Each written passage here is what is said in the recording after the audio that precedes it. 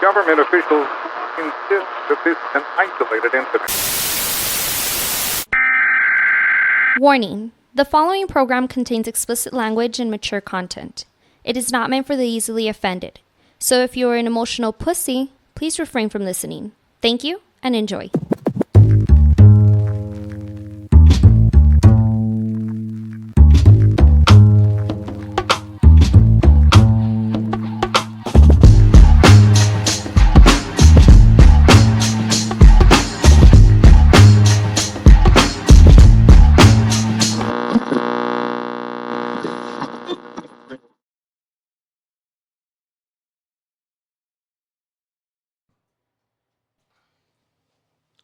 Well, welcome back. Another edition of the Buzz Podcast. Your boy Cujo. Rolling solo today. My better half had to go to his AA meeting, and he stopped at the bar before. As you see here, you hear that voice. We have a special guest in the house. He goes by the name of the obvious choice, CJ Campos. He is a local wrestler, a local legend among some ladies and among a few dudes. No comments. No comment, right? I've been tricked before. No, It happens to the best of us. Last call is last call, baby. Dude, CJ, appreciate you making out. No, thank you for having me, man. I really appreciate being here. Finally, I know that we had an opportunity to do this earlier, and we got canceled by Mr. Francisco. But I mean, now's a better time than ever. So let's go ahead. All right, dude. So the obvious choice. How did the nickname come about? What was the mindset behind it? So there was when I was training with Randy Torres, and it was really only a few of us that were in his particular school, and it was me and believe it or not, LTZ, who is also part of that Nation of Wrestling, and then he had another couple of students, but no one that really kind of like stuck to it. It was always me and LTZ. So when he was trying to come up with like, all right, so who's going to be that guy? Who's going to be that face of the school and whatnot? I mean, it just came to me. Well, obviously me.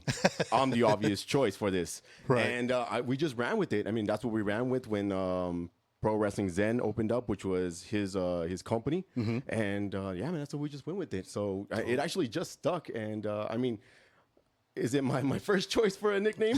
No, but it's what I'm known for. Right. And, you know, that's what people know me as. And I mean, I'll take it. I mean, yeah. So what would be your first choice if you're able to make your call? What would you prefer, or like what alternates do you have, or? Well, you know what? To be honest with you, like, I mean, let's face it, like, I'm hot as fuck.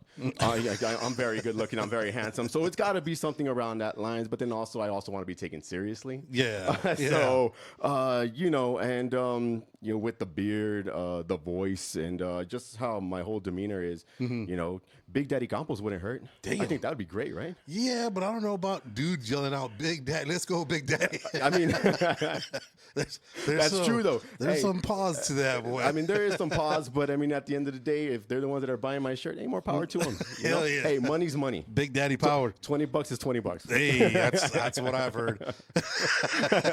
So how long have you been in the business, man? So I started training around 2019. Okay. Went through the pandemic training. I was supposed to actually debut in 2020, but as soon as the pandemic hit, everything took you know, the backseat to everything. Yeah, it was like maybe a year later is when I actually debuted. So technically, I've been in the business for about 5-6 years, more or less. But actually, wrestling, I'm around that 4.5-5 year mark. About 4.5. Correct. So coming into it, is this like, how did you make a decision saying, I want to be a wrestler? Like, what triggered that decision to not be like, well, I want to be a fireman, or I want to be something like, why did you decide I want to be a wrestler? Well, actually, that's the crazy part is that, so wrestling, you know, it's in my blood. My grandfather was a professional wrestler. He was Rogelio Campos, Canario Uno, down in Juarez, around Chihuahua, and over here, and sometimes in El Paso. And me and my brother, we always were into professional wrestling. Yeah. I was a huge sports guy, football, basketball, did some track, baseball, and whatnot. And my brother was into, basketball, football, stuff like that. it was always meant for him to be the guy to come into professional wrestling and do the thing. He's way bigger. You see him, you're gonna be like, what the fuck? he's a big dude. You know what I mean? He's a professional wrestler. Unfortunately, his senior year in high school, he did have some sort of injury where he ended up tearing his ACL and his MCL. Yeah, I don't know. He fucked up. He was fucked up. Yeah, and that kind of like staggered his sports situation. And just one time we were talking, and I don't know, it just hit me like, hey, you know what? I want to try this. Let me try it. So I hit up Hurricane Hector. Okay. He's a local legend here. He actually trained with the Guerreros, and and he actually had a school, and it was in his backyard, Northeast, and I went there for a while. I did that for about maybe 2-3 months, and just some setbacks with life kind of like, stopped me from continuing, which, it sucks. But at the end of the day, it's always family first. Yeah. And with me, that's what it is. It's always family first. So I stopped. But at the time that I was training with Hector, that's where I met Randy Torres. I also met El Illegal, who was also a trainer there. And they were fantastic. And me and Randy actually hit it off really well. So when I ended up leaving, I kind of stayed in touch with Randy. And at that time, he was doing the training there. And then he ended up leaving. He went up going to OVW, which is Ohio Valley Wrestling. When he came back to El Paso, he had this plan. And he wanted to go ahead and do a professional wrestling show here in El Paso. Not just lucha, but professional wrestling. Because he feels like that's something that hasn't really been tapped into in El Paso. And yeah, he messaged me. He said, "Hey, I know, I know how things left and stuff like that. I know you're a little bit older now, but are you willing to come and let's try to do something?" And he had already had a student, which was LTZ, right? And I was like, you know what? Yeah, fuck it, let's do it. I told my brother, I was like, hey man, I'm gonna finish this for you. We ended up doing that. Try to keep it a surprise. It didn't really work out that way. But at the end of the day, it turned out fantastic because, here I am and I'm living a dream. I mean, this is something I've been seeing since I was a child, since I was a kid, looking up, at these, wrestlers like the Ultimate Warrior, Hulk Hogan. Not so much now, but you know what I mean? But looking up to those guys, Rick Rude, Kurt Hennig, Bret Hart, Shawn Michaels. Jeez. And so I'm doing what they do, not at the level yet, but I mean that you start somewhere. Yeah, my inner child is like, he's every time I see a ring, like he's in there jumping up for joy, like motherfucker, you get to do this. This is crazy. And the best part, I fucking get paid for it. Right, I get paid for it. They pay me to wrestle. That's insane, man. Yeah, I'm blessed. Blessed. So, what's the difference between you're mentioning right now between lucha and professional wrestling? What's the difference? So the way it was explained to me, because I always thought it was like the same thing as well. I thought it was the same shit too, but it's actually not. So lucha is decorative. You have your mask, you have your your robes, the choreography in the matches. I mean they're beautiful. You see the flips, the things like that, and. But there's no really any storytelling in them, aside from like, oh, hey, look, it's a mask versus mask, or hey, look, it's a hair versus mask type of situation. In professional wrestling, you have a whole story to tell, and you have to incorporate that in your wrestling match. And I want to say that the difference between that is that in professional wrestling, there are masked wrestlers in professional wrestling. Okay, don't get me wrong with that, but you can't just hide behind that. You have to be the emotion that connects to the crowd so that they can enjoy what they're watching, as opposed to a flip or a hurricanrana or you know what I mean, or something, a flying head scissors. How are you going to connect to a crowd with just throwing one punch? Like, how is one punch going to make a crowd go like, oh shit? And I think that is the difference is from a professional wrestler and a luchador. Okay, yeah, because I mean.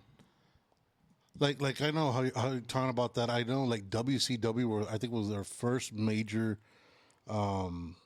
wrestling business that actually merged them both together when they had back when they were doing the Monday Night Nitro and they had Conan with Rey Mysterio. What was the other kid's name? Oh, a bunch of luchadores. Yeah, you that had whole Juventud Guerrero, you had Juventud, there you go. Psychosis, Yeah. El Dandy, the best. And then it's crazy when you start seeing it because I don't even know, like, how old are you? Because I know you're mentioning a bunch of wrestlers that I know. You know, because I mean, there's a time period after. I want to say after the whole Austin era, which is what the Attitude Era or whatever. The Attitude Era, After that, I kind of was like, all right, this is fucking. I'm done. Like it's just. And everybody you mentioned is everybody I fucking know, which is weird. Yeah. Well, it's because I mean I'm a student of the game. Okay. I will watch anything at any time, and being mid-30s, you have to be able to go back in time and be like, okay, where did this start? And then also you have to be able to look at what's going on right now and be like, okay, where is it evolving to? Yeah. And I absolutely like I said, I will go back and I'll watch a Vern Gagne. I'll watch the NWA classics, Yeah. especially because Frank is very high on the NWA. He's like he'll send us matches to watch on on the group chat, and like I'm like, god damn, like, man, these guys can go back then. Yeah. Terry Funk, Ric Flair. I mean, think about it that way. Yeah. Dusty Rhodes. I mean, Yeah. you think of it and you're like, oh, that's old. Like, who wants to watch that? But you watch them and you're just like, god damn, like they were a whole new breed. Like, it's a whole new breed. Yeah, it was a whole different ballgame back then. Oh yeah. But I mean, like you said, the storytelling is crazy because when Queens was on here, he talked about wrestling is the male soap opera, and I was like, dude, there's no better way to put it than that. Yeah. It absolutely is, because I mean, you got the beautiful girls, you got the fucking fighting, you got the fucking slamming, talking shit. What else can you ask for? All your business is free drinks, free beers, or free fucking shots. Basically, well, they can pay for him, but I mean, and I don't always agree with Queens because he's a low key bitch. But like, he's right. Ooh. He's right. So why is it that you love Queens so much? You know what? And it's just been an ongoing situation, man. Yeah. And from our time at like another place, he's always been trying to jump on that CJ coattail. And like, hey, you know what? If I do this to CJ, I'm gonna get noticed. Okay. It's gonna be me. It's gonna be me. And I don't know if you've noticed when you talk to him. Yeah. How many times does he go us or we? How many times? Oh, How many man. times? Unless it's he always talking French. Yeah. Unless he talking exactly, French, I like heard we. it. And I know that motherfucker ain't from France. And so, it's never like, oh, we, the nation, us have done this. No, I. My stocks are up. Right. Like, bitch, we know because you tell us like 100 fucking times. You know what I mean? But I am going to give him, his credit because he was the first Nation of Wrestling champion. So, he's done some good. And look at the product right now. Look at Nation Wrestling right now. It's actually a solid place to work. Right. It is a solid place to work. And I'll give him props on that. Like, he's still a bitch. He's still a bitch. So when you're working into your as an independent wrestler, you're not just tied to one organization, right? You can play, or you could wrestle at different spots. Is there a lot of acceptance between the different organizations, or is there kind of like, you know what, you come here, but organization X, A, B, and C, just don't tell them, or just don't do this? Like, is there a lot of hate or animosity between each other? I wouldn't say hate or animosity. I would just say it's more along the lines of everybody just kind of doing their own thing. If there's any hate or animosity towards them, then their promoter's a dumbass bitch. Yeah. You're here in El Paso and you want to use El Paso wrestlers. You guess what? Other people are going to use El Paso wrestlers. We are independent contractors. And if somebody's going to pay us, are you going to tell us, we're going to go tell them no? Right. We're going to say no. Right. There are times where I'll turn down, a booking or something. And that's mainly just because I either have another booking there or I have something else that I got to do. Right. And I'm sure a lot of wrestlers end up doing that. But then you do see a lot of wrestlers who are working 2-3 shows, in a day. Damn. In a day. Yeah, it's wild. And they'll just jump in. And it's fine. Like that's great. But as far as like the promoter goes, or for that specific promotion, like if they do get mad at that, like, it's just being a selfish asshole. Right. Like, honestly, that's just being selfish. You do have homegrown talent from specific organizations who you probably won't see in other organizations, which kind of makes it really cool around the area, because like, hey, I want to see this guy. Well, he's only working for this promotion. Right. Oh, crazy. Cool. Well, I want to see this guy. Well, you know what? He's only working at the Nation of Wrestling. You know what? That's only good for the business here in El Paso, Yeah. because I mean, you're growing each and every promotion by paying to see who you want to see. Right. So I mean, as much as I think it's stupid that people want to kind of just stay in their home location. Right. I do think that it is a smart business move overall. I just don't agree with promoters stopping wrestlers from going to other places. Yeah. Well, I mean, that's the best way you learn is by experience, right? Exactly. Yes. Take as many bookings as you can. Yeah. Yeah. Because you get to see the difference.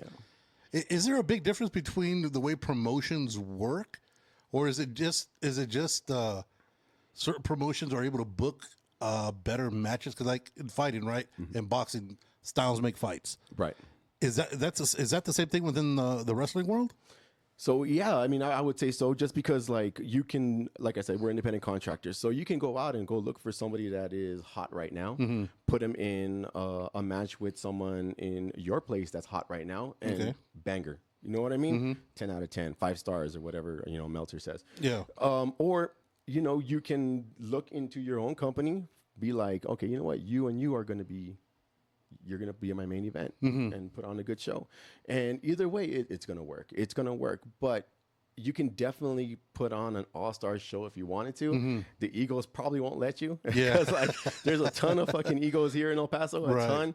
But I mean, like for me, for instance, hey, you want me to go to your show? Cool. I don't mind. If I'm not doing anything else, because the Nation of Wrestling is always going to be first for me. Like that's top. That you have a show the same day as the Nation. I ain't going to the show that you booked me for. I'm going to the Nation show because that's my home location.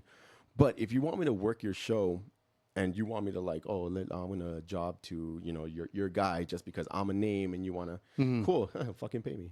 You know what I mean? Yeah, pay me. And if I do take a booking and I'm like, okay, you can, give me a little bit lower rate, that's just because that's something that I want to do for myself. Like, I want to scratch that off my list. But I think every wrestler should understand that, like, yeah, okay, don't take every fucking booking, because there are some shady ass promoters out there. But if you are comfortable and you know that, hey, I'm going to get paid and I'm going to do what I got to do and I'm going to have a banger match and get my name out there, take the fucking booking. take the fucking booking. So when you say shady, like, what do you mean from what you've heard, or from the other wrestlers within the business? When you hear shady, is that like people promise you, hey, I'm gonna give you $300 for this match, and then it comes through and it's like, hey, dude, all I got is $80, or like what do you mean by shady? Yeah, man, you got a few of those. I have worked with some promoters who are like, hey, I'll pay you later, and then all of a sudden I'm blocked. You know what I mean? But Ghosted. yeah, exactly. But there's just some shady motherfuckers out there, and unfortunately, a lot of wrestlers will kind of like cater to those guys because they're like, oh, they're gonna push my career. They're gonna push my career. And I'm gonna be completely honest with you guys. At the end of the day, you're gonna push your own career. Get your own bookings. That promoter, yeah, he's gonna get you whatever he has as far as like how we talked about the networking, what he can get you. But you want to get your name out there again, take a fucking booking somewhere else. Yeah. Take a booking somewhere else, because there are some shady promoters who will try to keep you in line. And I mean, again, I'm not gonna put out any names or anything like that. No. But Javi, you know who you are, bitch. Yeah, exactly. Yeah, you know exactly who you are, motherfucker. You know who you are. Yeah. But like at the end of the day, hey man, they're not the ones that are gonna follow you to WWE, AEW, ROH, CMLL, New Japan. They're not gonna follow you there. You're gonna go there by yourself.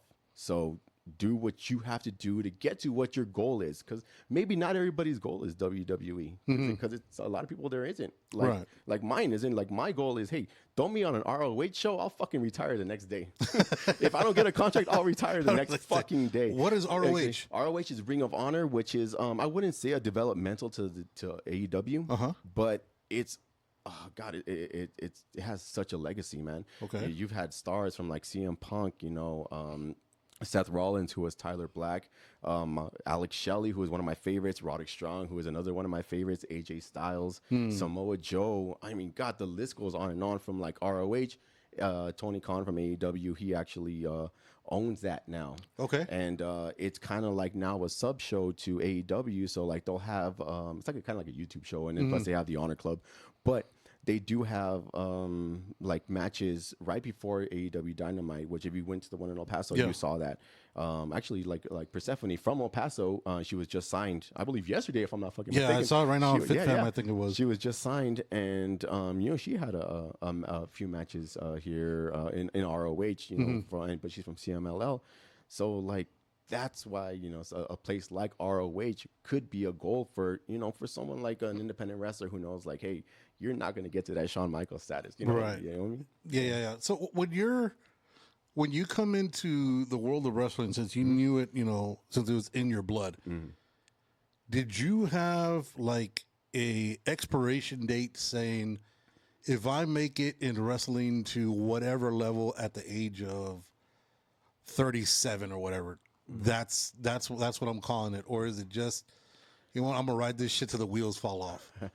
No, unfortunately, you can't ride this shit till the wheels fall off because you'll end up in a fucking wheelchair. Yes. Yeah, you don't want to do that. But yeah, there unfortunately there is an expiration date, and I know a bunch of the guys that I actually had trained before I came to the nation have that expiration date. Like if I don't hit it within 4 or 5 years, I'm going to call it quits and then just kind of like work on my career, which is, admirable, of course. Right. And then, of course, you have guys who are like 60, 70 years old here in El Paso. So they're kind of like going.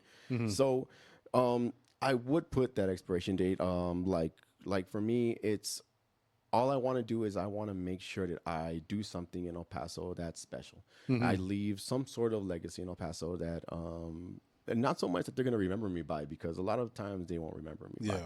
But I put quite a stamp on professional wrestling in El Paso, and I know I have that. I know I have deep down inside.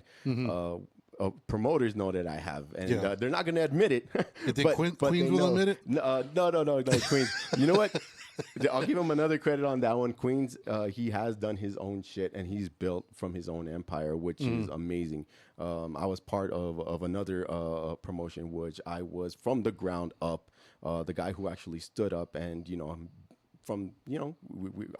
it was born from us. It was born from that core 4 group.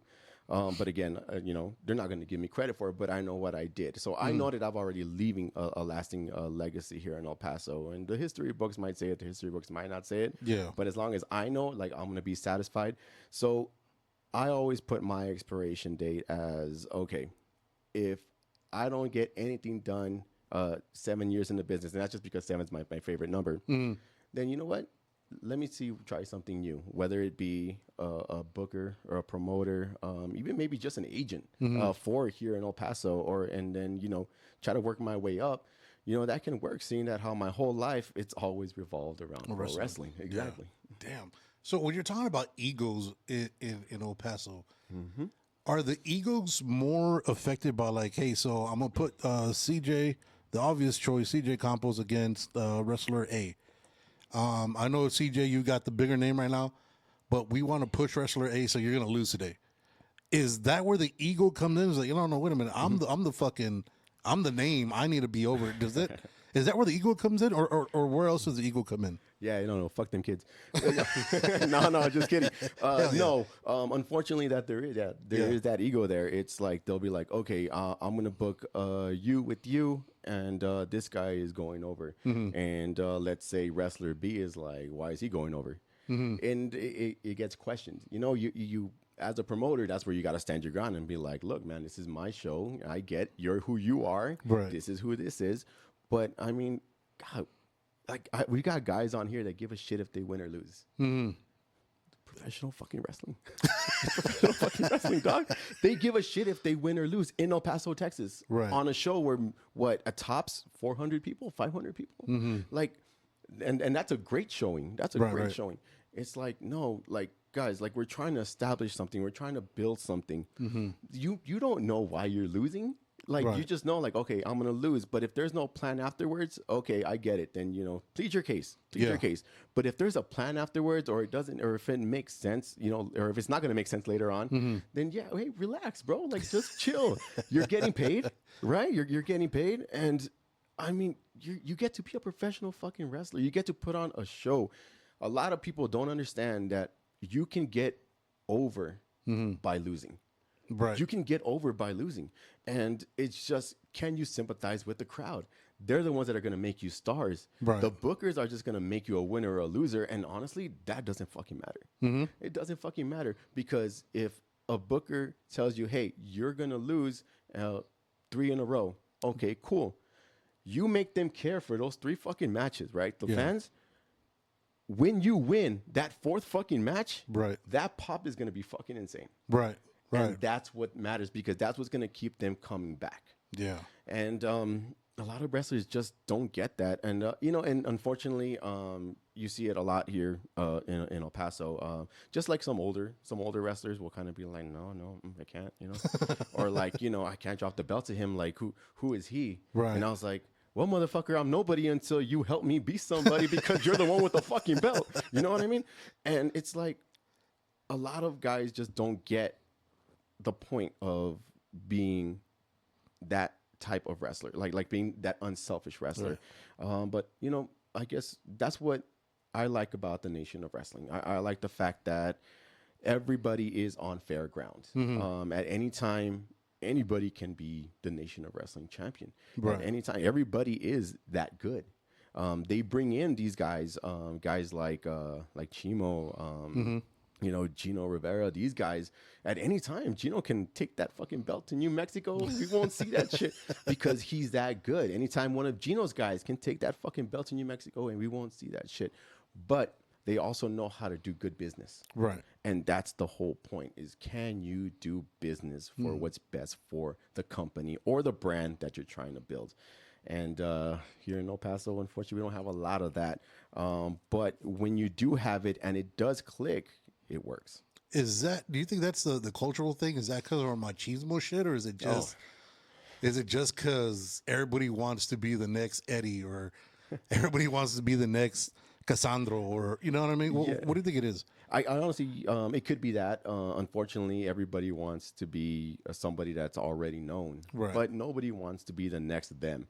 And like when they ask me that, and that's a question that I've been asked before when I've done podcasts, is like, hey, how do you feel about possibly being the next Eddie? And I was like, yeah, okay, that's never gonna fucking happen. Have you seen that, dude? Like, that's fucking amazing. Have you seen this shit? Yeah. Like, come on. There's no way that I'm gonna be the next Eddie, but I'll tell you what, I'm gonna be the first CJ Campos. There you go. And that's what a lot of people need to get that mindset going. Is that be that comfortable in yourself. Be that comfortable. If you're having trouble being like, oh, I have to lose to this guy, you've already fucked up. You've already got the wrong mindset. You're going into the show already with the wrong mindset. And guess what?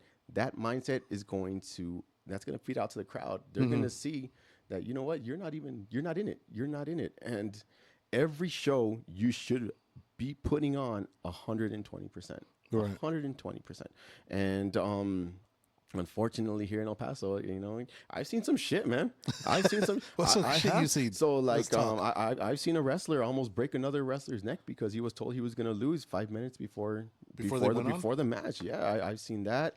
I've seen where promoters are running around like crazy because one wrestler wakes up one day, even though they've had like weeks of planning, and one wrestler wakes up one day and be like, you know what? Yeah, I'm not going to do that. Damn. You know what I mean? Yeah. And like, oh. Well, what the hell are we gonna do now? And they're scrambling, like the stress level. It's like all that is avoidable. Right. All that is avoidable if you just do your job. It'll come back to you, man. It'll come back to you. You'll always get your just if you just do business. Well, it's about being a professional, which I think is something that we're not.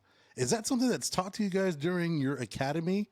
Because I mean, I know during the academy they'll put you through, the wrestling moves and all that. But do you guys get a chance to work on like actually talking about the importance of being an actual professional athlete as opposed to just, I'm strong enough to fucking power bomb this fucking guy, or you know what I mean? And also like, excuse me, do you guys also get like chance to do like mic work and camera presence and all that shit? See, that's the best part about being part of the nation of wrestling, is that they do have a class for that. Like they do put aside time for that. I know other places do that as well. But at the nation, like they'll take the time and be like, okay, I know you're struggling, man, and I know you hate being right in front of the fucking camera, we got to get you in the fucking camera because how Right. the fuck are we going to showcase you if you can't do Yeah. the simple thing of just talking on a mic? Right. Like, you know, you got to sit back and be like,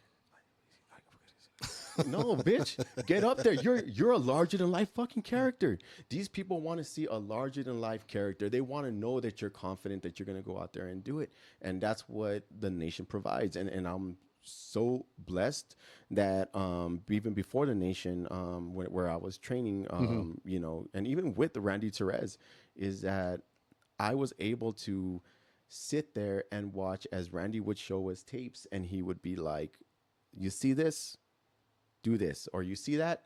Don't do that." And he taught us about the business. Now, unfortunately, Randy turned out to be a piece of shit, right? But at the end of the day, I miss that motherfucker. Yeah. Like I if he came back, I would be like, "Randy, hey, you fucked up. Cool. Train me again." Because he was something about him as a trainer that he made everybody better. You know who has that same thing? Frank has that same thing. Yeah. Frank will make you fucking better. Frank will do what he can. His ego should be way the fuck up here because he's been where we want to go. And it's not. He talks to you and it's like you're the only person in the room.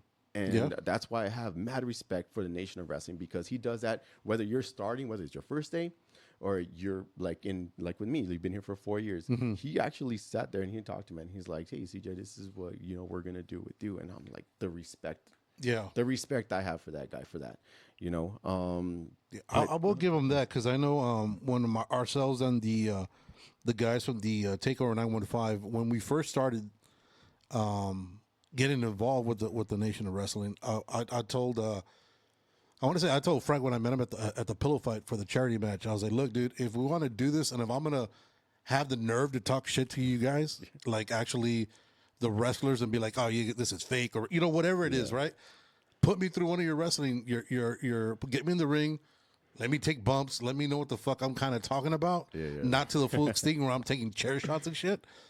But even when you're fucking up, Frank's like, all right, dude, that was all right, but exactly.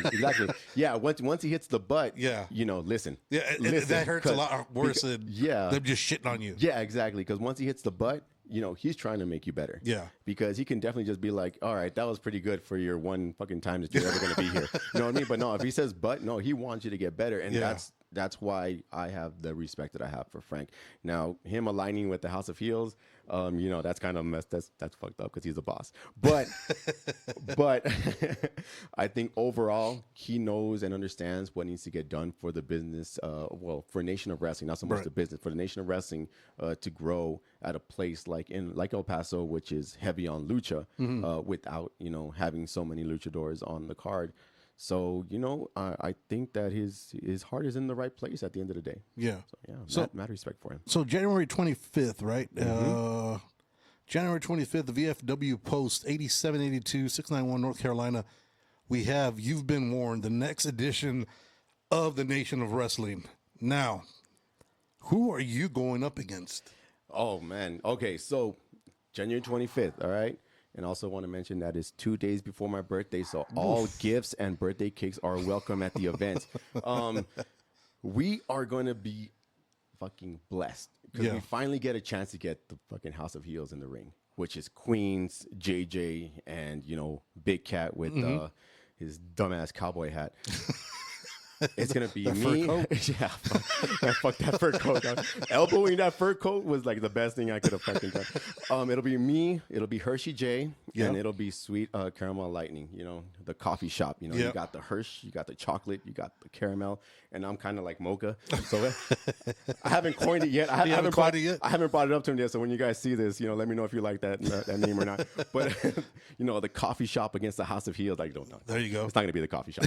But we're gonna go up there, man. And honestly, after all the shit that they've done, after what they pulled, I mean, we need to beat their asses. Right. We got to beat their asses. Are we going to probably disband them on this first time they see him? Probably not. But we need to beat their asses and we need to set the tone. And that's exactly what's going to happen on January 25th is that we're going to do just that. God, I can't wait to fucking slap Queens. I honestly can't wait to slap Queens. I wish it was fucking the 25th right now, man. I slap a dumbass right now. Oh, we're not too far away. You got 10 days. Thank God. Is this, so it's going to be an official, is it a 3-on-3 match? It's going to be a 6-man. Yeah, so it's a 6-man match. Unfortunately, it's going to have rules. Frank knows what he's doing. He's smart. Frank He's a the matchmaker, businessman. knows what he's doing. He knows, like, hey, if I already put these guys in a match where there's going to be fucking weapons and someone's going to get fucked up and then my next show is going to be all messed up. So he knows what he's doing. Very smart. Doesn't mean that, hey, I'm not going to get a little cheap shot in, fuck you, Queen. Little return? Some returns? The return, yeah. This is the return. The receipts? Yeah, exactly. I'm getting that fucking receipt. But I know that for sure we're going to go out there and the plan is just to seek and destroy. So from the 3 House of Heel guys, JJ, Queens, and the champ, the Big Cat. Oh, fuck that guy. Who do you have more hatred for? I know we mentioned Queens already. I know you mentioned. I remember what you did with the champs fur coat. With his fur coat, yes, with that rat fur. I'll fucking do it again. With that rat fur that he had. Exactly. Like, who is it that just the sound of their, just like when they're starting to say their name, it just gets under your skin.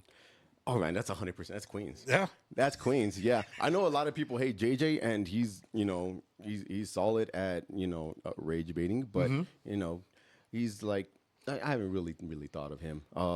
He's not someone that I was like, JJ, JJ Greer, whatever. I don't give a fuck. But Queens, once he opens his mouth, I want to fucking throw up. Because I know once he opens his mouth, he's gonna say something stupid. He's gonna say fucking dumb, and it's like not even like 2 sentences in before an I comes out or stocks up or place your bets, shit like that. That I get annoyed, and with Big Cat, like I can muster his dumb ass.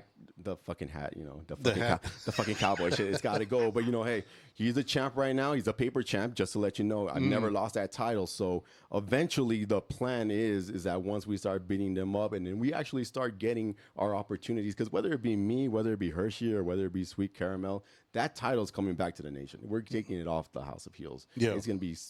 Could be sooner rather than later. It could be later. Who knows? But it's coming back to us. Yeah, but fuck Queens. It's just a matter of time. Exactly. Yeah. It's just a matter of time. He said, "Fuck Queens." Yeah, fuck that guy. Fuck that guy.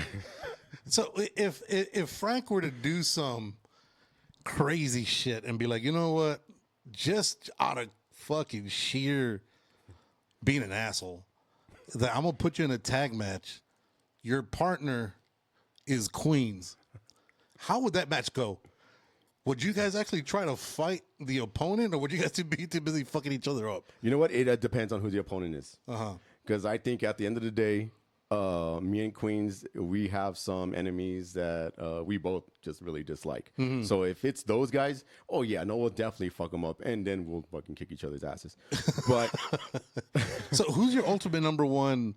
If you were to have, like, I don't remember, was it Billy Madison? Where they had Steve Buscemi had a fucking hit list. Oh, yeah. Who I'm taking out before he puts on that lipstick. Who's number one on that list? Number one on that list is obviously it's Queens. And I know we're talking about the motherfucker a lot for him not being here. And I know he's gonna be like, all they did was talk about me on the podcast. Yeah, motherfucker, because we hate you. We fucking hate you. But he's number one. Okay. I'm gonna throw Zion in at number 2 because I want to say one of the shows, I would say, it was my, when I won the championship, the show right after that, it was in March of 2025. He put a hit out on me and sent someone to crash my fucking car. Jeez. That bitch. Yeah, I know. Fucked up my car. $8,000 down the drain. Thank you, Zion, you dumb bitch. And then from there, it just goes to just random people. Yeah, just anybody can get it. Anyway, yeah, I can't say the names because, can't get into politics. Right. But like I tell you, there's some people that I would totally fuck up. Yeah. So when you're in general public, right? When you're not CJ Campos' obvious choice, and at a restaurant, getting eating or drinking at a bar or whatever. Okay. If anybody when people notice you, do you ever get challenged just because you're a wrestler and be like, oh, let's see what kind of hands you really throw?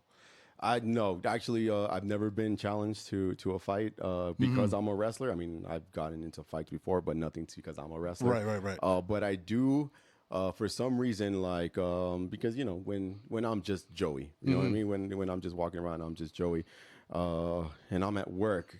You do get guys like, hey, do those chops really hurt? Can you chop me? I was like, all right, let's go to the back then, bitch. Jeez. So I've chopped a few guys at work just because they want to be mamones, or some, Just experience. Sometimes there's some pieces of shit that are like, the shit that you do, it's not real, it's fake, and I chop them and be like, it's predetermined, bitch.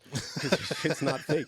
And I've cut some chest before. I mean, I have a very heavy hand. A lot of people that I've wrestled can attest to that I do have a heavy hand. So like, hey, man, you want to chop? Hey, I'm more than welcome to fucking give you a piece of what we do. On a scale of 1 to 10, where do you rate your chop? I would say around an 8. Damn. I've been working on it. I did kind of learn to put a little bit more oomph in it by one of my good friends, RTJ, who is he's out there in Austin. But yeah, because of him, I got that. I went from a 7 to an 8. But I tell you, man, my chops are all right. No, we talked about it here before. We've had Cinta de Oro from WWE on, and That motherfucker chopped me. yeah, dude, that mother.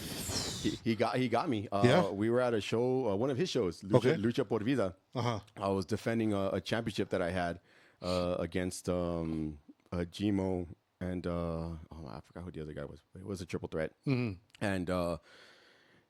we went out of the ring. We went into a fucking bounce house. Came out. That shit was fun. All right, that shit was a crazy match. As we were walking by, we saw Cinta, and I told Gmo, who is some guy that that I've actually trained with before. We kind of got up on the business at the same time. And I told him like, hey, motherfucker, take me to Cinta so you can chop me.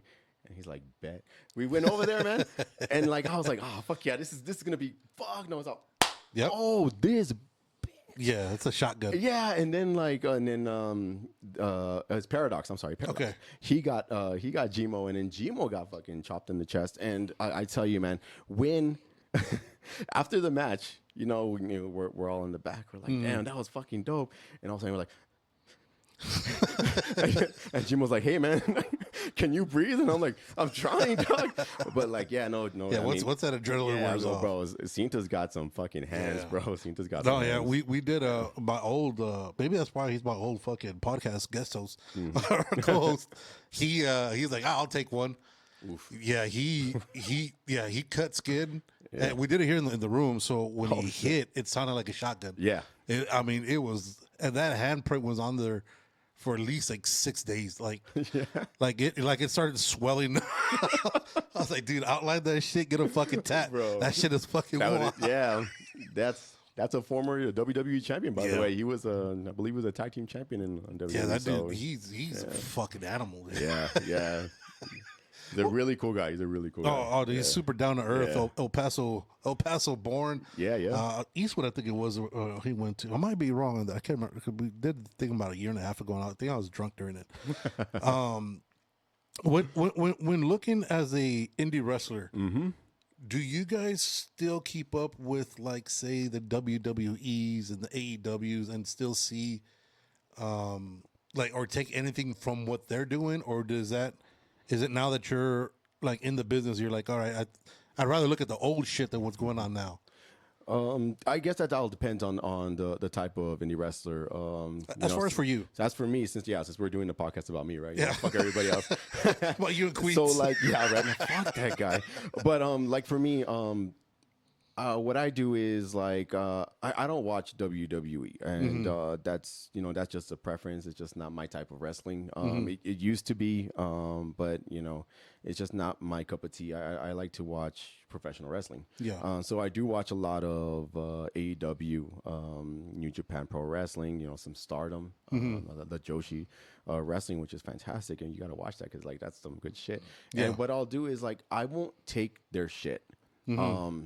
but I'll try to find a way to do something that makes sense for me using what they've done. So like, that's again, like, kind of like contradicting, like I'm fucking, oh, you're stealing. So basically you're stealing it and changing the name. No. But what I'm doing is like, okay, like, oh fuck, like, I can do that move, but how is it going to benefit me, or what can I do to make it into a CJ Campos, move? And that's what I do, and that's what I practice. And if it works, it works, and if it doesn't, it doesn't. But you'll see it because like, you'll be like, oh, fuck, I saw that on Wednesday. And then all of a sudden you'll see it on Saturday. You'll see it on January 25th. And, like, you know what I mean? And then you'll be like, oh, damn, he just incorporated to, but it's got to make sense. It's got to make sense. Like, you're not going to see me do a fucking shooting star elbow drop because that's not what CJ Campos does. Right. Can I do it? Fuck no. But but I can do a moonsault. You know what I mean? But you'll never see that in a CJ match unless it's like something that's really, really called for, because that's not what I do. You have to make sure, like, you have to incorporate what you're going to take from every wrestler and try to find it for yourself. Like, can I do a power bomb? Yes, I can if I'm working a smaller wrestler, but I'm not going to fucking power bomb Frank. Right. You know what I'm saying? Yeah. There's no fucking way. And if I do, that's like, what the fuck is this? What the fuck are we watching? You know, why is this? Why is this even happening? Why is this 195-pound kid, power bombing a 250-pound man? Yeah. You know what I mean? It just doesn't make sense. But if I can find something like my ghost to face, which is my flying knee, that's coming off of something that one of my favorite wrestlers, Bryan Danielson, does. Okay. Of course, he did it more along his WWE run, but when he brought it over to AEW, I kind of noticed that slight difference of what he was doing, where he was actually kind of shifting his right leg a little bit more to the left, and then his foot was a little more tucked in, so it looked more brutal, like the knee was actually popping you right smack in the fucking face. Yeah. So when I studied that, I was like, okay, I think I can do this, but all right, how can I, make it into my own? And, that's what I did. I'm a horror fan, and now it's, not, the Bushido knee, it's the it's called the ghosted face for me. Yeah. And it's worked. I mean, how many matches have I won? I think I've won like 6 matches in a row with that. And usually my finisher is a pile driver, but that knee, because of the fact that I was able to find it and it worked for me, now it's winning me fucking matches. So the pile driver, isn't that something that's kind of I know within WWE they quit doing that after a few years ago. I think it was after Austin snapped it or hurt his neck. And that was kind of because I remember that was Undertaker's with the tombstone, and they're like, "Nah, you can't." We're kind of like, I know that and the powerbomb were kind of abolished, I guess you could say, or kind of like frowned upon. The choke slam as well. They kind of like took that away for a little while. Yeah. The pile driver, I think that was because it was the inverted pile driver, and Owen Hart did it to Stone Cold, and Stone Cold head was a little too far down. It was just completely unprotected. Right. And it's, it happens. It does happen. And yeah, it was abolished for a while. But again, I asked, my trainer, who was, again, it was Randy, actually. It was Randy. I asked Randy, I was like, hey, is there any way that you can teach me how to do this and then do it safely so I don't kill anybody? Right. And he's like, yeah, but can you do it to everybody? Randy was being Randy, right? Yeah. And I was like, well, I can sure as fuck try if you teach me how to do it. And he actually took the time. He taught me how to do it. I've done, 60, 70 pile drivers. Damn. I've had some matches, man. I've got some shit under my belt. So when you're wrestling these dudes, do you let, like, if they say, all right, hey, CJ's going over today, do they let them know CJ's going to hit you with a pile driver today, or is that just kind of like in between you guys, or how does that go? Because I know, like I said, there's a lot of people that are, everybody that I've talked to so far, when you ask them about the one move they don't want to take, it is the pile driver. How does that go over? So what I'll do is once they tell me, like, okay, hey, CJ, you're going to go over, so you're going to beat this guy.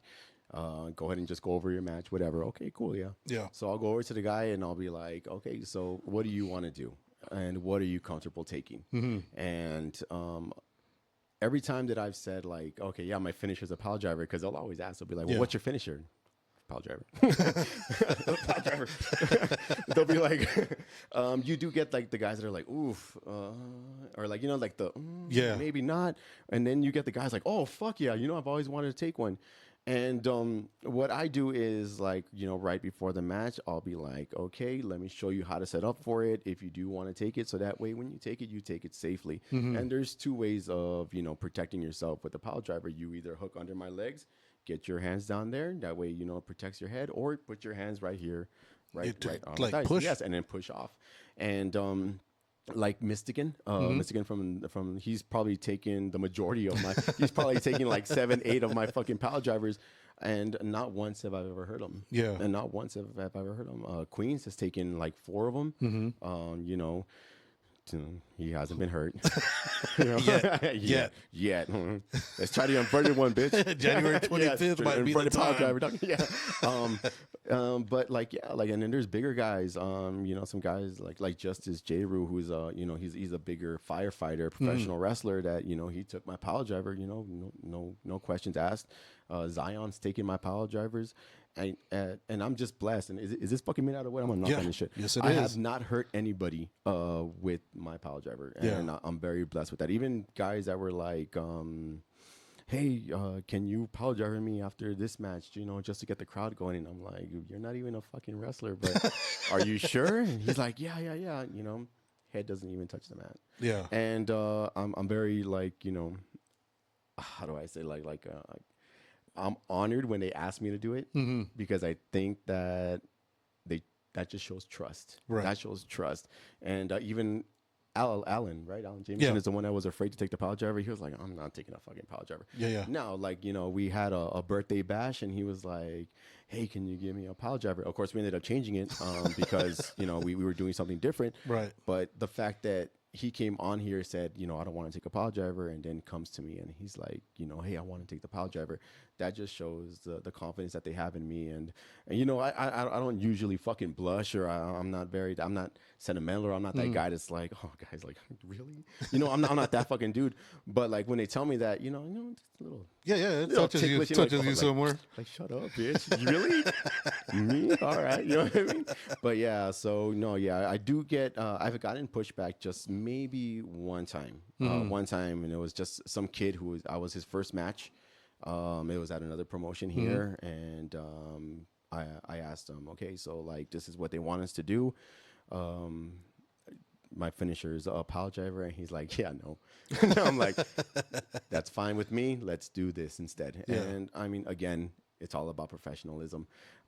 If they're not comfortable taking it, don't force them to take it. Right. Don't force them to take it. Find another way, because as a professional wrestler, that's the whole point. Shit's not always going to go the way you want. Find another way. So what was the reason you decided on the pile driver to be your finisher?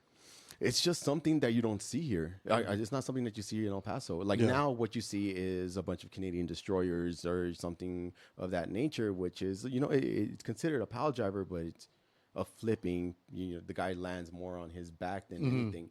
And it's just not something that I saw. So as growing up here, we would go to wrestling shows. Yeah. It was always me and my brother, my family, we would go to wrestling shows, and there would be lucha shows.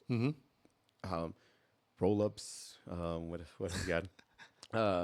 There was a really finishing moves here in El Paso. Yeah. So when Randy brought up the opportunity to have a professional wrestling, it's always been something like, okay, we were coming up with like finishers for me and LTZ, and we were trying out different ones, and Randy's just like, make sure that you can do it on everybody. And I was like, picking somebody straight up in the air and having them base on you. Yeah. I can do to everybody. I can't do it to like a 400-pound guy, but nobody can do it 400-pound guy. That's why you always have your secondary. And so I was like, is that cool? And like I said, Randy was at first kind of like, yeah. But he did teach me how to do it, and that's how I was just like, you know what, this is something different. I'm gonna stand out because of the pile driver, and it's evolved, man. I do a cradle pile driver. I do the regular pile driver. I do the Black Dahlia, which is a pile driver where I put their hands behind their back. Ooh. And that one, it's a lot of trust. I've only done it once, but again, never hurt anybody. Damn. What's a cradle pile driver? So the cradle pile driver is, I don't know if you ever watch ECW? I haven't watched it. Okay, ECW, Jerry Lynn. You ever watch Jerry Lynn? He was in No? Okay. So he would get the pile driver up, and then he would stick one hand in between the legs and then hold it down that way. So it's excessive force when you're falling down. You're just going straight down and you're bringing your hands down with them. So everything comes straight down this way. Of course, they're still protected, but it looks more devastating because your hand is just literally on one part of their body and you're just driving it down with force. Damn, like a jackknife straight down. Kind of like, damn. yeah. Well, I know LTZ, if I were ever to do a finishing move, LTZ took the one that I love, the stunner. That's, The stunner? Yeah, the stunner. Yeah, that's the good old stunner. The stunner, you can't go wrong with. I mean, that's so, to me, that's so iconic with, it looks weird when somebody else does it that's not Stone Cold because of the way he would sell it. And I think what it was more, not so much the move, but I think it was the shit talking that came after. Yeah. Yeah. Again, and that's all performance because before Stone Cold was doing it, Mikey Whipwreck was doing it, and it was the whippersnapper, but he didn't have that that Stone Cold, that Stone Cold essence, because Stone Cold would do it, boom, get in your face and then fucking pin you. That's embarrassing, dog. Yeah. So the fans would eat that. I mean, fans are gonna eat that shit up, and Mikey Whipwreck would just do a stunner, boom, 1, 2, 3, right, and it's over. And it's over. So I think it's all about the showmanship about it as well, because who does it? I mean, Kevin Owens, I think, has kind of adopted the stunner, right? If I'm not mistaken, and even then, like, it looks weird when he does it. And Kevin Owens is probably like Kevin Steen, one of my favorite ROH guys from all time. I know he's my brother's favorite, and so like we watched him like a lot, and so like to see him do that stunner and then be like, you know what I mean? Yeah. But I mean, again, if you can make it work for you or turn it into something that's going to be for you, the fans will get it. I know back in the days, when we're talking about the old school wrestlers like Hogan and the Warrior, Macho Man, Ravishing Rick Rude. Back in the days, if you had a move that was your finisher, like the leg drop, right, which Big Cat stole, and we talked about it when he came on.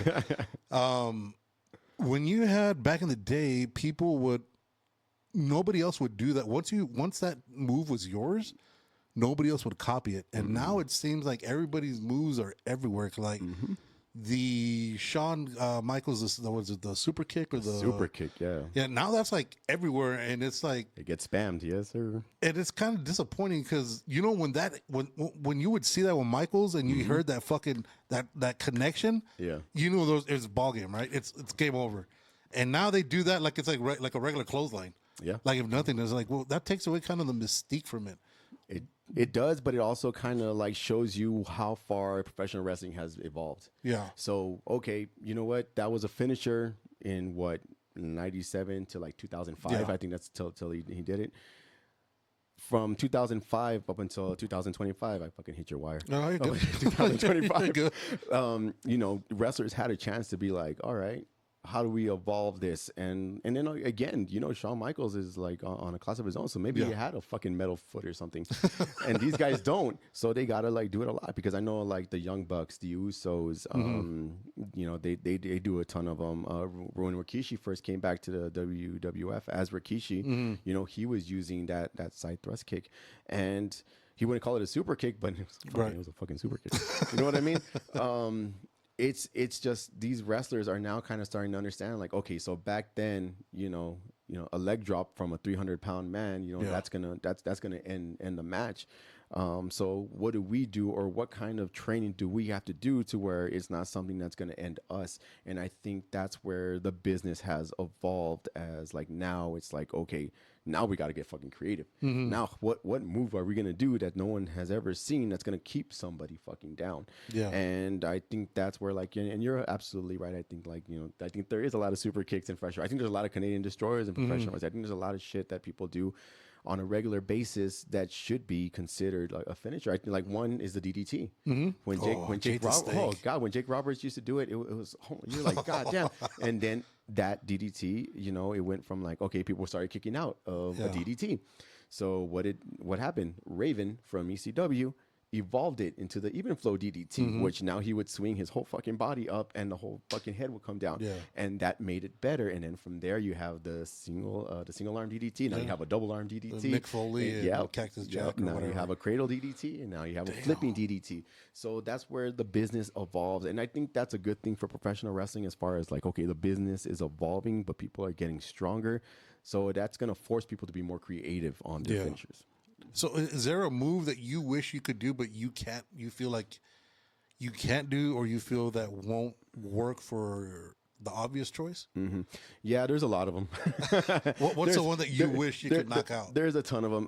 The one that I honestly wish that I can do and is I want to be able to do that flipping moonsault that Kota Ibushi does. Okay. So he goes to the ring, he jumps from the ring to the top, so he's like right here, and then he flips to the outside. Damn. Yeah, I've practiced. Yeah, I know. Another one is the split-legged moonsault. Okay. That's the one that RVD used to do. You just jump, split, boom, does a moonsault. Not as devastating as anything, like it's not devastating or anything, but just good show. it looks good. Yeah, it's good shit. And then imagine fucking CJ doing that. But no, CJ can't do that. No matter how many fucking times he practices, I got the fucking videos to show you how many times I landed on my neck. But that's, shit like that is something that, okay, I kind of want to incorporate, but, unfortunately I can't. And, you cut your losses. You're like, fuck, okay, so I can't do it. Okay, cool. So what's something that's going to be equivalent to that I can do that's still going to make the, the crowd go, ooh, or ah.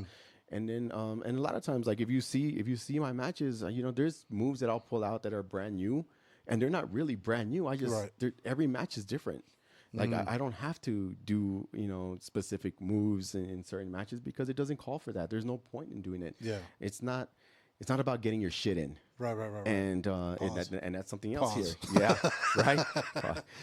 That's the same thing as like the same thing with the egos. You have an ego, you want to get your shit in. Like, hey, we have 8 minutes. Damn. Whoa. Well, I gotta do this. I gotta do this, and I gotta do this. And I was like, and no, you don't. Like you really don't. No, we got 8 minutes to make these people care. What are we gonna do to make these people care? Yeah. And if you want to do like 4 hurricanranas, you want to do a shooting star press, make it make sense. Make it make sense to me. And I will never turn down somebody's match, but I will offer some advice if like, hey, what if we do this instead? So that way they can, be like, oh, fuck, this guy's really hurt. I need to cheer for him. Right. Or you know what? Or if I'm the good guy, like, oh, this guy's being a total dick. I got to boo him. Stuff like that. And whether you get a negative reaction or a positive reaction out of it, the whole point is to get a reaction just from the match, not from a particular move. Because the oohs and ahs, that's not a mainstay. You that happens and then it's over. And then you forget about it.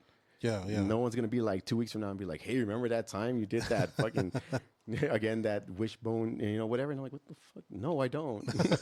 Do you? He's all, no. So when you're a face, what's the one move that is going to get a great reaction from the people? Or what's one thing that you feel always gets a great reaction for people to go like crazy and, start cheering for you?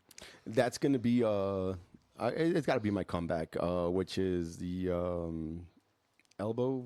So they come in, right? And, I'm coming back. They miss something. They miss the elbow. They get up. I do 1 sledgehammer, 2 sledgehammers. I hit the rope. They throw a line. I duck it, and then from there I jump up and hit a flying European, or sometimes it even looks like a flying elbow. Yeah. At this point, I can't even fucking tell. All I know, all I know is that it looks cool as shit. Yeah. And people love that. So once I get that going, and then once I know I have them in my hands, then I'll be like, all right, hey, time to go home, or you know what? Let's see where else we can take this motherfucker. But it's usually time to go home because once you have them up here, that's where you want to keep them, especially for your next, whatever's going to happen next. Yeah. So, so once I hit that move, the crowd, they eat it up. They eat it up. But again, I haven't been face for very long, so they haven't really seen a lot of the other stuff that I can do as face goes. But yeah, they're going to be pleasantly surprised with some of the shit that I'm going to end up doing, because now I can actually do things that is meant for them as opposed to something that's just meant to get the face over, because for the majority of my career, I've been a heel. Is that a nice turn for you? Or is it just, it is what it is? It is what it is. I think that it was inevitable. Just I know if you saw that fucking promo from JJ Greer, where they're all like, oh, the fan favorite. I mean, I get cheered regardless if I'm a good guy or a bad guy. Honestly, I don't know why. I have no fucking clue. I'll sit there and I'll fucking tell them, like, I'll look at them straight in their fucking face, and I'll be like, you're a piece of shit. And then they look back at me and they're like, you know what? Maybe I am a piece of shit. Maybe I'm like, he's onto bro, something. that's not the fucking way it works, dog. Boo me, motherfucker. But again, at the end of the day, it's like, is that what you want me to be? Right. What do you guys want me to be? You guys want me to be a face? Fuck, I'll be a fucking face. What's going to make me the most money? Yeah. You guys want to cheer me? Bottom line. Okay, then I'll fucking do that. Of course, sometimes I can't fathom how, like, some people are like, hey, you know what? I know we're supposed to hate you, but I like you. How can we help? And I'm like, by booing me if I'm a bad guy, cheering for me if I'm a fucking good guy. That's how you fucking help. Hell yeah. Like, the best advice that I've ever had, and this is crazy because, like, we went to a show, an ROH show. Austin Aries was there. And it was the end of the show. And it was like in a little rinky-dink, like, high school. It was crazy. It was me and my brother were there, and it was the weekend of WrestleMania, and we went to an ROH show, and we were like, "Hey, Austin Aries is right there. Like, let's go fucking get a picture." You know what I mean? It's fucking Austin Aries. So we went to Austin Aries, and my brother's like, "Hey, we were cheering for you," and he's like, "Why?" Oh, fuck. And I was like, why would you do such a thing? Why would you do that? If you want to support me and you know I'm a bad guy, why are you cheering for me? Yeah. That has stuck with me for so long. Yeah. Because now I'll be like, when someone will be like, hey, I was cheering for you. I'm like, why? No, that makes sense. I hate you. I fucking hate you. I think you're stupid. Why? Why are you cheering for me? That makes so much sense. Yeah, now I'm like, oh, yeah, hey, thanks, man. Pound it. You know what I mean? But, like, yeah, it's just a matter of, like, making sure to keeping up and playing with your character, because if you know who you are and you know what's going to make you money, they have to know that too. Right. They're like, who gives a fuck what you think? It's what they think. So, you know what? They're cheering you. You're a face. Right. I'm like, oh, fuck yeah. I'm a good guy. All right. I guess. Yeah, oh, fuck. So January 25th. Yeah. You've been warned. Nation of Wrestling, the future. It's going to be at doors open at 4. VFW Post 8782, 691 North Carolina. I believe Boba Coffee's going to be out there. Yes. We'll be out there. Then I believe the 915 guys will be out there too, trying to help out and do their thing. So now's the point of the show where we talked about it earlier. It's a new segment that we have. It's called 10 Shots, No Chaser. Basically, the way it works is we're going to go speed round, asking questions off the cuff that I have written down because I don't want to. Because I forget shit. I'm old, dude. I forget shit. I'm a grandpa. I forget shit, dude. So It's okay. so I believe we have. Yeah, I think I got about 10 questions. I might have a bonus question. Damn. Depending upon what we have going on here, and I like to write them out so that way I can make sure we don't. In case we touched upon it already. Yeah. Is it fuck, marry, and kill? Because kill No. queens. Okay. No. I already know what that one is. Now, it would be interesting to see who you would fuck against Next question. House Next of question. Heels. Now that you mentioned it, I'll use that. I'll use that as a second bonus. All right. So this is going to be the 10 Shots No Chaser CJ Campos, the obvious choice edition. All right, let's do this. Right off the bat, what move does the crowd cheer for, but they don't realize it's slowly breaking you down physically? Oh, powerbomb. Powerbomb. Powerbomb. Fuck What- that move. What's the most unnecessary move in wrestling history besides the powerbomb? The most unnecessary move in wrestling. Damn, man. You're going to get me in trouble here. No. Let's see. That's got to be... I would say an arm drag. An arm drag? is so fucking weird, yeah. I hate them so much. Have you ever questioned if chasing wrestling was selfish to the people who love you? Yes. Yes, I have. Have you had a moment in your career that humbled you the most? Like, damn, I'm not really that guy just yet. Yes, I have. When was that? That was around the time when I first started, and we had just taken over a company, and I thought that I kind of knew what was best for the company, and I kind of got mad at somebody that I shouldn't have got mad at, and he knows who he is, and I did apologize to him, but from right then and there, after that, all that happened, you know, I went home and I sat and I talked, like, I didn't talk about it. Well, I talked about it to my brother, and like, he made me realize, like, hey, if we're going to do this, we're going to do this together. So that's something that helped me out a lot. Okay. Grow up. Yeah, I grew up. You grew up, all right. grew up. If wrestling disappeared tomorrow, who is CJ Campos without it? I am just, just a regular guy who goes to work, who's a family man. I like, you know, I don't have any kids or anything, but I have amazing nephews, an amazing niece, and I love being around, you know, my immediate family. Horror fan. I read books. I watch the same fucking movie 100 times over. I don't give a fuck. What movie is that? That's Scream. That's Scream. Really? Yes. The OG. The OG Oh, Scream. shit. And Scream 4. Okay, hot take. Before we go on to the next one, hot take. Scream 4 is better than Scream. What? I'm going to say that. Yeah. I know. They made 4? There's fucking 7 of them, dog. Shut up. Is that real? Yeah. There's a new one that's coming out. Shit. There's a new one coming I out thought in after February. Scream 1 it was done. No. That's kind of hurtful. Oh, shit. It goes to show how much I like Scream. Yeah. I was in a dark place then. It's okay. Understandable. All right. What's the darkest mental place wrestling has taken you to that nobody sees? That would be depression. So like once your wrestling is done, once a match is done or once a show is done, and you have no bookings set up for anything in the near future, which is around 3 months, you kind of get like, oh, what the fuck am I supposed to do? And of course, you know, after the match, you're in pain. Right. So, for me, and kids, don't do drugs, okay? But I'll take some THC cream. I won't smoke it or anything, Right. but I'll use that THC cream on my body, just to kind of like be happy.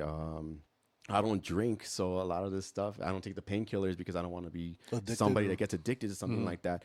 But yeah, because of shit like that I don't do, which will probably help. Just using the THC cream, it does kind of like fuck with you. It fucks with your head. Yeah, it does fuck with your head. Mm-hmm. Damn. Yeah. Do you feel more pressure representing El Paso or more motivation, and why? I feel motivation because I've always been motivated to do something different here as far as professional wrestling goes in El Paso. So I am extremely motivated to making sure that happens, whether it's going to be at the place that I was before, which I left because they decided to change, or the place that I went after that, which decided to change. Because, sometimes the formula doesn't work and they go back to what works, which is, the same old thing. Right. So now being with the Nation of Wrestling, I'm still motivated to ensure that, hey, we are bringing professional wrestling to El Paso, Texas, and we want it to work. Yeah, no, that's legit, and I can vouch for the production that you guys put in. It's more mainstream and more of that professional look than just, hey, we got regular dudes just going at it. Yeah, like you said, storyline. Exactly. Yes. When it's all said and done, what would make the pain, the injuries, and missed moments worth it? It's got to be when my nephew wants to see the clips of me wrestling.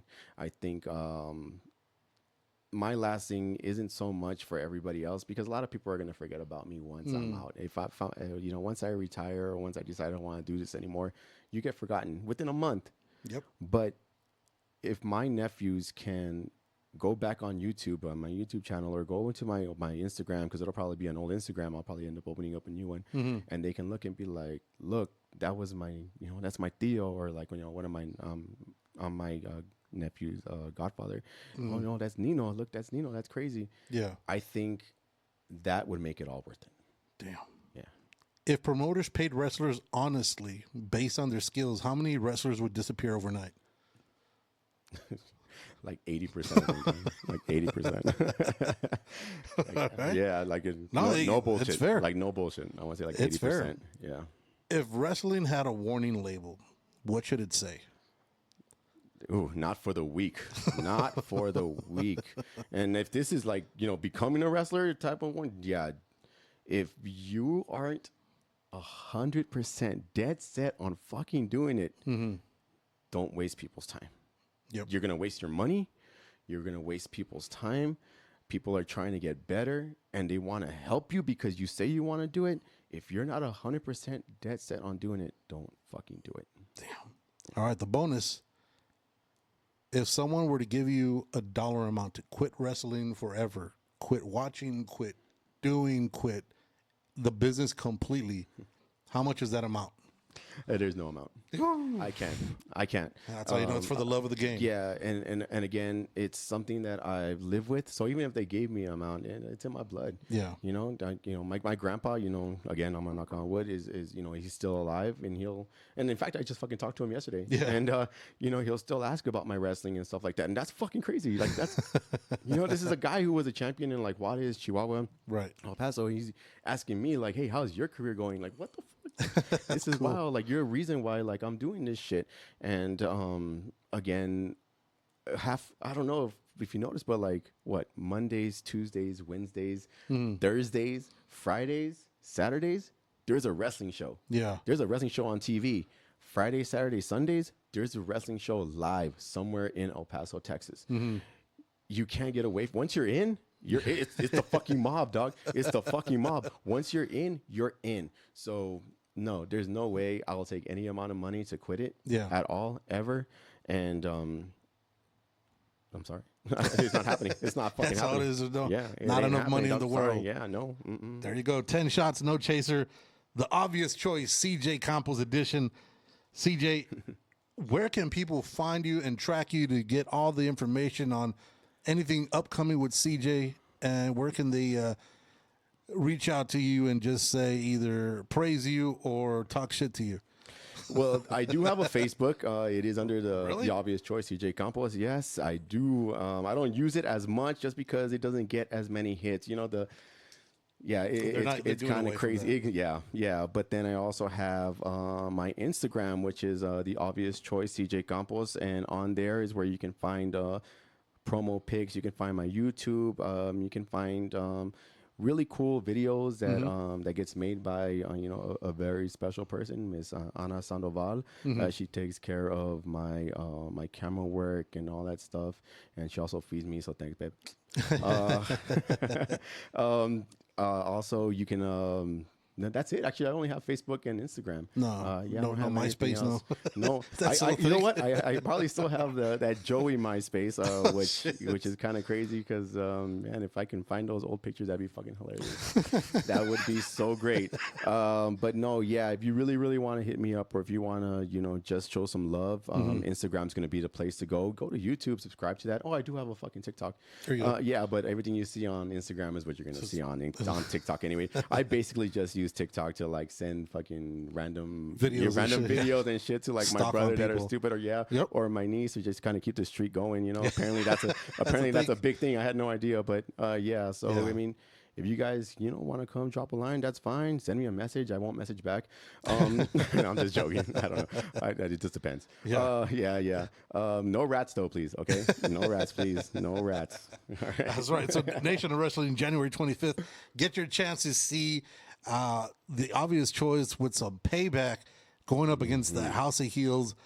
You got Sweet Caramel Lightning, and you've got I just forgot already. Oh, Hershey J. Hershey J. There you go. The man from Shy Rock. Sexual chocolate. Dude, the first match I did for you guys in November, I think it was. Yeah. For the return, I know I fucked it up. So they had given us a kind of like a description of this is a finisher move. This is their favorite moves and whatnot. Yeah. And there's that one where he goes and he fucking butt plants on the corner rope. The Hershey Kiss, yeah. Yeah, so I didn't read that, and I just started calling it the Hershey Squirt. Oh, it was an open book test, brother. What happened? I was too busy doing other shit. Hey, wait, And hold I on. was But low key, the Hershey Squirt is kind of. It sounds pretty that's dope, kind of right? fire, man. It sounds Yeah, fucking that's- dope. And I told him last time I saw him at the in December. I was like, "Hey, dude, I know I fucked up the name of your move. Did I do wrong, or was I right? Or cause I was like, because he did it like 4 times on. I can't remember who it was that he did it on. And I was like, dude. I know he did it on Verdugo. Well, he did it like that whole fucking show. He fucking, I think he hit me with that shit. I hate taking that fucking move because he's a big dude. He's well endowed back there, man. Yeah, he got a lot of ass. Yeah. Boy, got a lot of ass. Shit It's hurts. that, it's that Chicago it ass. fucking too. hurts. Yeah, exactly. That Yeah. motherfucker squats. Yeah, it is. Also, I was like, man, the Hershey Squirt is perfect for it. but he was kind of pissed about it. I was like, hey, dude, I just called it. I might just run with it Hey, still. I don't give a it fuck. takes a lot to piss off Hershey J. So Yeah, congratulations on hey, that. I'm good at something. I'm a natural heel. Oh, shit. All right, so before we go, CJ, do you have any last words for anybody listening to either encourage them or discourage them from doing wrestling or just anything in general? Yeah, I do actually. I have just one thing to say, and then this is gonna go out to my favorite person in the world. This is out to Queens. Queens, is that the camera that's fucking working right there? Yeah. Can I look at that camera? Queens, I hate you. I fucking hate you. I hate the fact that you breathe the same air as I do. I hate the fact that we're in the same company, and I hate the fact that we share the same ring. And on January 25th, all that hate, I'm going to unleash on you and the rest of the House of Heels. I'll see you on January 25th, bitch. Damn. Mic drop. Till next time, guys. January 25th. Go check them out. Nation of Wrestling. Follow them on their Instagram, Nation of Wrestling Academy, if you want to get involved. You have some great teachers. I know, like I said, when we went, I had Ivy Red, Frank Stone, LTZ. Yeah. Michigan was there. They all helped us out. Dude, it's an experience. If anything, just to do it the first time, just to see what this fake shit is about, you'll find out real quick that it's not fake shit. Just running the ropes. Yeah, and just like you said, the first training is free, and you will find out right then and there whether it's something you want to do or not. So I mean, if this is a dream, something that you've wanted to do, come on down, man. Come on down. Hey, you have a whole fucking company waiting for you. You have a spot if you can get through that first practice. So do what you got to do if you want to live out the dream. Hell yeah. Take advantage, guys. The obvious choice, CJ Campos, January 25th. It's going down. Make sure you guys get your tickets. Go out there, support. Show some love for these people that are chasing their dreams and entertaining you at the same time. And trust me, these guys put on a hell of a show. Whether it's 400 people in the audience or it's 2, these guys go all out, regardless of they put on a hell of a fucking show. Make sure you guys go show these guys some love. Follow CJ on his Instagram, on his YouTube, MySpace if you can find it. If you can find it, send it to me. Send it to me. Yeah, guys. So till next time, don't be an asshole. Don't be a dick. Deuces.